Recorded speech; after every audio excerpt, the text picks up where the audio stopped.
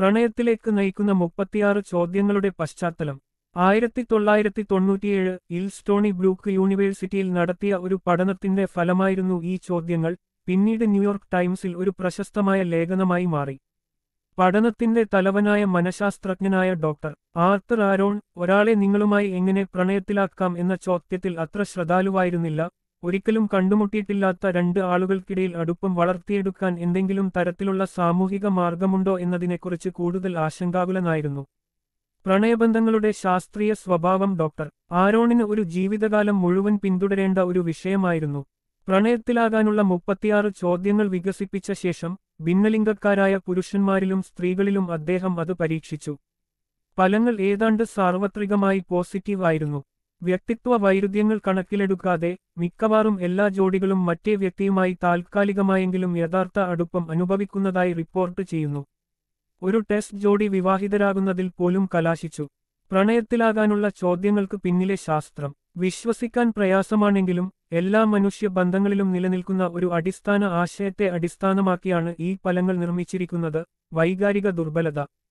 ദുർബലതയെക്കുറിച്ചുള്ള ഏറ്റവും വലിയ ഭയം വിമർശനത്തിനോ നിഷേധത്തിനോ ഉള്ള ദുർബലതയാണെന്ന് അടുത്തിടെ നടത്തിയ ഒരു പഠനം കണ്ടെത്തി. അത് അർത്ഥവത്താണ്.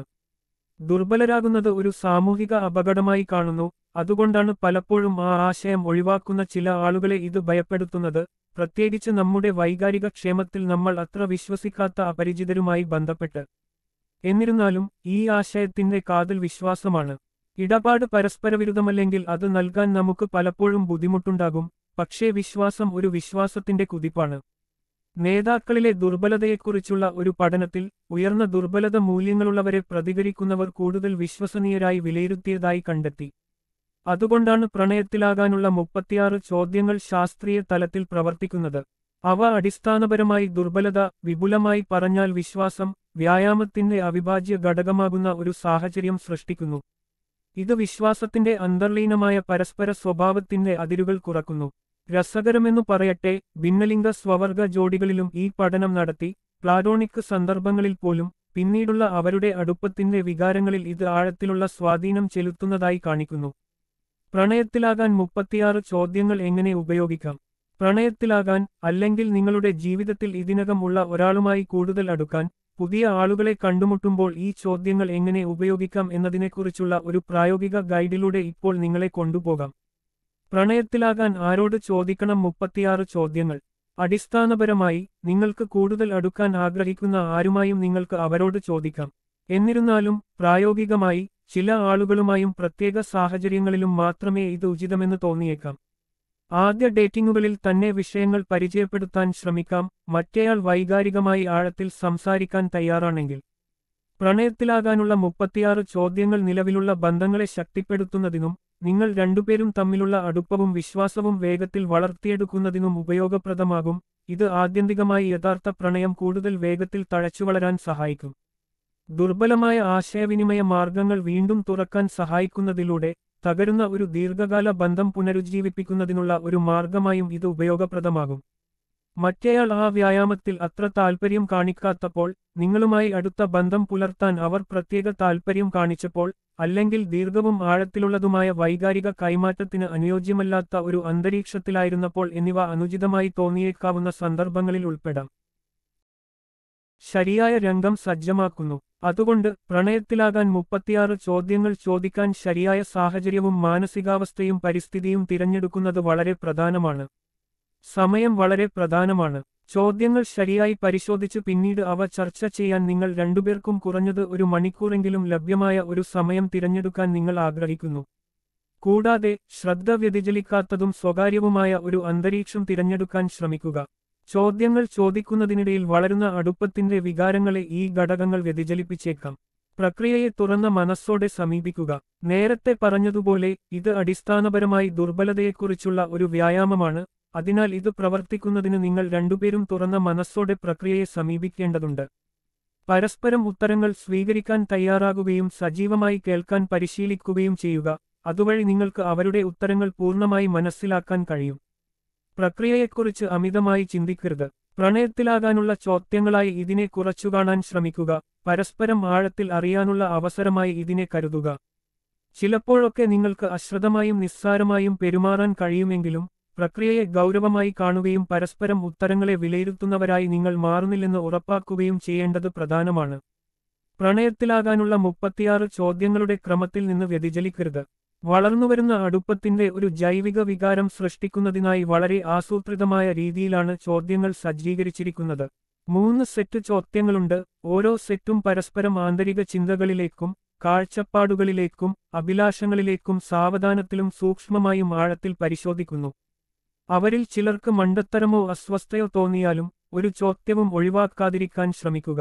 ഇത്തരം ദുർബലതാ വ്യായാമങ്ങൾ ചിലപ്പോൾ ഭയപ്പെടുത്തുന്നതും അസ്വസ്ഥത ഉളവാക്കുന്നതുമാകാം, പക്ഷേ പ്രക്രിയയെ വിശ്വസിക്കാൻ ശ്രമിക്കുക. 1997 മുതലുള്ള ഫലങ്ങൾ സ്വയം സംസാരിച്ചതുപോലെ നിങ്ങളുടെ ഉത്തരങ്ങളെ ആശ്രയിച്ച് ചോദ്യങ്ങൾ പൂർത്തിയാക്കാൻ ഏകദേശം 45 മിനിറ്റ് എടുക്കും. അവ പൂർത്തിയാക്കിയ ശേഷം തടസ്സമില്ലാത്തതും നിശബ്ദവുമായ നേത്ര സമ്പർക്കത്തിനായി 4 മിനിറ്റ് നീക്കിവയ്ക്കണം. ഇത് ചോദ്യോത്തര ഘട്ടത്തിൽ സൃഷ്ടിക്കപ്പെടുന്ന അടുപ്പത്തിന്റെ വികാരങ്ങൾ ദൃഢമാക്കാൻ സഹായിക്കുന്നു. സെറ്റ് 1. ലോകത്തിലെ ആരെയെങ്കിലും തെരഞ്ഞെടുക്കാനുള്ള അവസരമുള്ളപ്പോൾ നിങ്ങൾക്ക് ആരെയാണ് അത്താഴത്തിന് അതിഥിയായി ഇഷ്ടപ്പെടുക? നിങ്ങൾക്ക് പ്രശസ്തനാകാൻ ആഗ്രഹമുണ്ടോ? എങ്ങനെ? ഒരു ഫോൺ കോൾ ചെയ്യുന്നതിനു മുമ്പ് നിങ്ങൾ എന്താണ് പറയാൻ പോകുന്നതെന്ന് എപ്പോഴെങ്കിലും പരിശീലിക്കാറുണ്ടോ? എന്തുകൊണ്ട്? നിങ്ങൾക്ക് ഒരു തികഞ്ഞ ദിവസം എന്താണെന്ന് പറയാൻ കഴിയും? നീ അവസാനമായി സ്വയം പാടിയത് എന്നാണ്? മറ്റൊരാൾക്ക് വേണ്ടിയാണോ? നിങ്ങൾക്ക് 90 വയസ്സ് വരെ ജീവിക്കാനും നിങ്ങളുടെ ജീവിതത്തിലെ അവസാന 60 വർഷക്കാലം ഒരു 30 വയസ്സുകാരന്റെ മനസ്സോ ശരീരമോ നിലനിർത്താനും കഴിഞ്ഞാൽ നിങ്ങൾ ഏതാണ് ആഗ്രഹിക്കുന്നത്? നിങ്ങൾ എങ്ങനെ മരിക്കും എന്നതിനെക്കുറിച്ച് നിങ്ങൾക്ക് എന്തെങ്കിലും രഹസ്യധാരണയുണ്ടോ? നിങ്ങൾക്കും നിങ്ങളുടെ പങ്കാളിക്കും പൊതുവായി തോന്നുന്ന 3 കാര്യങ്ങൾ പറയാമോ? നിങ്ങളുടെ ജീവിതത്തിൽ നിങ്ങൾ ഏറ്റവും നന്ദിയുള്ളത് എന്തിനോടാണ്? നിങ്ങളെ വളർത്തിയ രീതിയിൽ എന്തെങ്കിലും മാറ്റം വരുത്താൻ കഴിയുമെങ്കിൽ അത് എന്തായിരിക്കും? നിങ്ങളുടെ ജീവിതഗത പങ്കാളിയോട് കഴിയുന്നത്ര വിശദമായി പറയാൻ 4 മിനിറ്റ് എടുക്കുക. ഏതെങ്കിലും ഒരു ഗുണമോ കഴിവോ നേടിയ ശേഷം നിങ്ങൾക്ക് നാളെ ഉണരാൻ കഴിയുമെങ്കിൽ അത് എന്തായിരിക്കും? സെറ്റ് 2. ഒരു സ്ഫടിക ഗോളത്തിന് നിങ്ങളെക്കുറിച്ചോ നിങ്ങളുടെ ജീവിതത്തെക്കുറിച്ചോ ഭാവിയെക്കുറിച്ചോ അല്ലെങ്കിൽ മറ്റെന്തെങ്കിലുമോ സത്യം പറയാൻ കഴിയുമെങ്കിൽ നിങ്ങൾ എന്താണ് അറിയാൻ ആഗ്രഹിക്കുന്നത്? നീ വളരെക്കാലമായി ചെയ്യാൻ ആഗ്രഹിക്കുന്ന എന്തെങ്കിലുമുണ്ടോ? എന്തുകൊണ്ടാണ് നീ അത് ചെയ്യാത്തത്? നിങ്ങളുടെ ജീവിതത്തിലെ ഏറ്റവും വലിയ നേട്ടം എന്താണ്? ഒരു സൗഹൃദത്തിൽ നിങ്ങൾ ഏറ്റവും വിലമതിക്കുന്നത് എന്താണ്? നിങ്ങളുടെ ഏറ്റവും വിലപ്പെട്ട ഓർമ്മ എന്താണ്? നിങ്ങളുടെ ഏറ്റവും മോശം ഓർമ്മ എന്താണ്? ഒരു വർഷത്തിനുള്ളിൽ നിങ്ങൾ പെട്ടെന്ന് മരിക്കുമെന്ന് നിങ്ങൾക്കറിയാമെങ്കിൽ നിങ്ങളുടെ ഇപ്പോഴത്തെ ജീവിതരീതിയിൽ എന്തെങ്കിലും മാറ്റം വരുത്തുമോ? എന്തുകൊണ്ട്? സൗഹൃദം നിങ്ങൾക്ക് എന്താണ് അർത്ഥമാക്കുന്നത്? നിങ്ങളുടെ ജീവിതത്തിൽ സ്നേഹവും വാത്സല്യവും എന്തെല്ലാം പങ്കുവഹിക്കുന്നു? നിങ്ങളുടെ പങ്കാളിയുടെ ഒരു നല്ല സ്വഭാവമായി നിങ്ങൾ കരുതുന്ന എന്തെങ്കിലും പരസ്പരം പങ്കുവെക്കുക. ആകെ 5 ഇനങ്ങൾ പങ്കിടുക. നിങ്ങളുടെ കുടുംബം എത്രത്തോളം അടുപ്പവും ഊഷ്മളവുമാണ്? നിങ്ങളുടെ കുട്ടിക്കാലം മറ്റുള്ളവരുടെ കുട്ടിക്കാലത്തേക്കാൾ സന്തോഷകരമായിരുന്നുവെന്ന് നിങ്ങൾ കരുതുന്നുണ്ടോ? നിങ്ങളുടെ അമ്മയുമായുള്ള ബന്ധത്തെക്കുറിച്ച് നിങ്ങൾക്ക് എന്തു തോന്നുന്നു? സെറ്റ് 3 സത്യമായ നമ്മൾ പ്രസ്താവനകൾ വീതം നടത്തുക. ഉദാഹരണത്തിന്, നമ്മൾ രണ്ടുപേരും ഈ മുറിയിൽ അനുഭവിക്കുന്നു. ഈ വാചകം പൂർത്തിയാക്കുക. എനിക്ക് പങ്കുവെക്കാൻ കഴിയുന്ന ഒരാളെ ഉണ്ടായിരുന്നെങ്കിൽ എന്ന് ഞാൻ ആഗ്രഹിക്കുന്നു.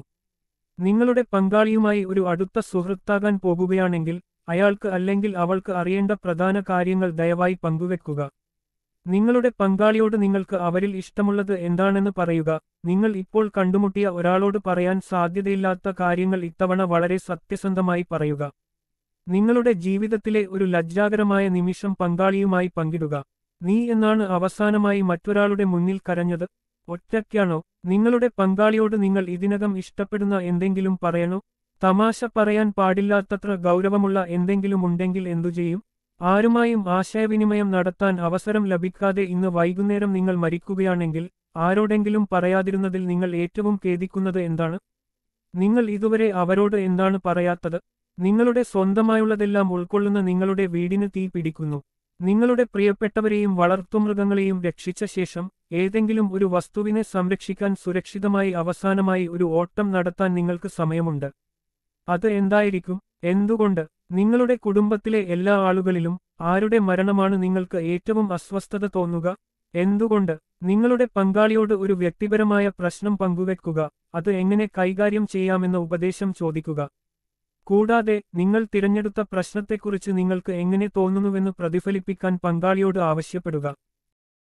പ്രണയത്തിലാകാനുള്ള 36 ചോദ്യങ്ങളേക്കാൾ സങ്കീർണമാണ് യഥാർത്ഥ പ്രണയം.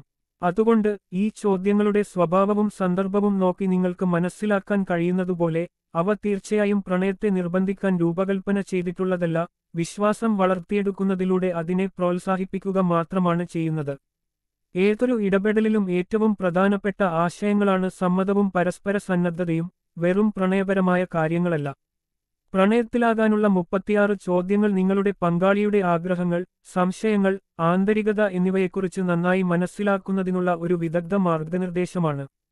ബന്ധങ്ങളിൽ നാം ഉയർത്തുന്ന ആശയവിനിമയ തടസ്സങ്ങളെ മറികടന്ന് മറ്റൊരാളുടെ യഥാർത്ഥ ഹൃദയത്തിലേക്ക് എത്തുന്നതിനുള്ള ഒരു ഉപകരണമാണിത്. ഈ പ്രധാനപ്പെട്ട ബന്ധവ്യായാമത്തിന്റെ സന്തോഷകരമായ ഉപോൽപ്പന്നം മാത്രമാണ് സ്നേഹം.